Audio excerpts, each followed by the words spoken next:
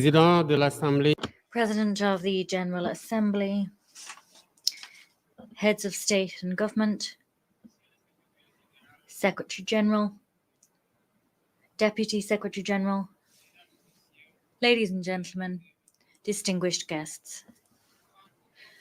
At the outset, I wish to take this opportunity to once again pay tribute to the memory of my fellow countryman, Amadou Tango, who has just left us, former Director General of UNESCO. Until 1998, he was an eminent statesman and a staunch Pan-African defender of independence. I wish to congratulate Mr. Philemon Yang on his election to the presidency of this United Nations General Assembly. I also congratulate his predecessor for the contribution he made to the implementation of our common agenda. Through you, I convey my wishes for your every success when it comes to discharging your mandate. We see the unwavering commitment of our Secretary General Antonio Guterres. His efforts to promote peace, human dignity, and multilateralism are now more than ever before necessary. Senegal once again expresses its full support for his mandate in these times of global turbulence. As I take the floor before you today, I speak with the conviction, the deep conviction, that we are united in diversity. Indeed, unity in diversity is the key to guaranteeing sustainable development and human dignity for all, everywhere in the world.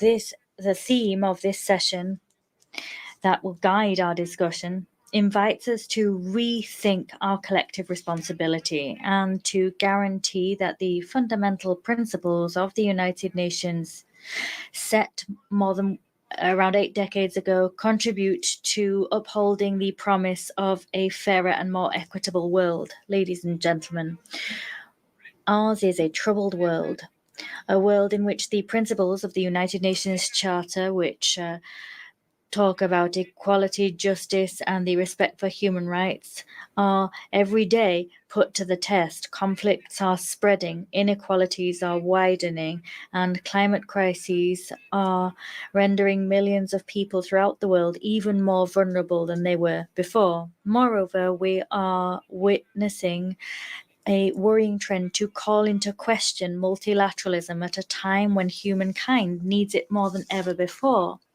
The world must stare the truth in the eye. The ideals that we swore to defend are being trampled upon in all 4 corners of the globe, whether we're talking about Gaza, Tel Aviv, Dakar, or elsewhere. All human beings are equal in dignity, dignity which transcends borders, cultures, and religious affiliation. It is incumbent upon us all to ensure that this dignity be protected and respected for all human beings, regardless of who they are.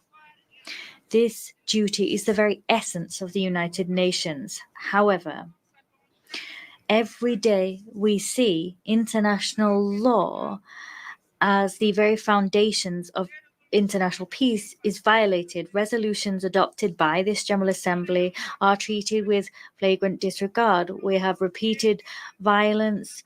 The principles of the UN Charter are kicked to the corner, and we see the undermining of this very house of peace. Never before the foundations of the United Nations have been as shaky as they are now. We're seeing violence, fear, and uncertainty being sown. If we wish to vanquish the specter of war and usher in a better world, well, it's high time to change our paradigms. It's high time to put human beings at the heart of our international agenda, as we're invited to do by the theme of this session. President, ladies and gentlemen, we no longer wish to stand idly by and watch the tragedy in the Sahel play out. Terrorist groups there are sowing terrorism. They're pillaging, they're killing innocent civilians.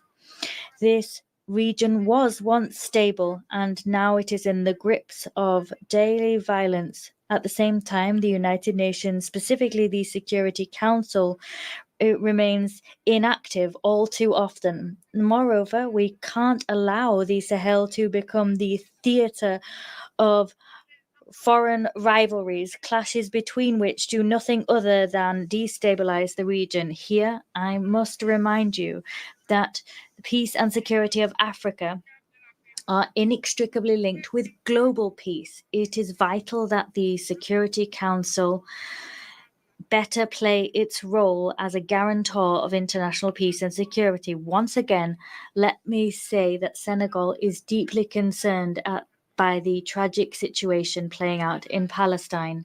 Entire generations have grown up in Palestine in the shadow of oppression. They are deprived of their fundamental right to a viable state.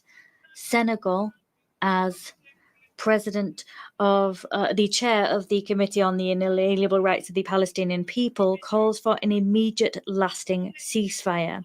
We reiterate our support for the two-state solution, with East Jerusalem as the capital of Palestine, in accordance with the relevant resolutions of the United Nations. This war spares no woman, no child. It does not spare vital infrastructure and is an open wound on the international conscience. It's vital that international humanitarian law be restored in all conflict zones. It's vital that the United Nations fully play its role as mediator and guarantor of peace. Ladies and gentlemen, peace is not simply the absence of war. Peace is also every human being having the possibility of living in dignity, the possibility to feed themselves, have accommodation, get an education, and to receive healthcare. And yet, today, more than 750 million people are going hungry, and 1 million every day live in abject poverty. These figures are drawing the world ever further away from achieving the SDGs set for 2030. We can no longer allow mechanisms for global governance continue to reproduce these inequalities. It's high time to do away with a dog-eat-dog world and to build a new global contract based on solidarity and cooperation. This social contract must include major reforms to address political, economic, and the environmental challenges of our age.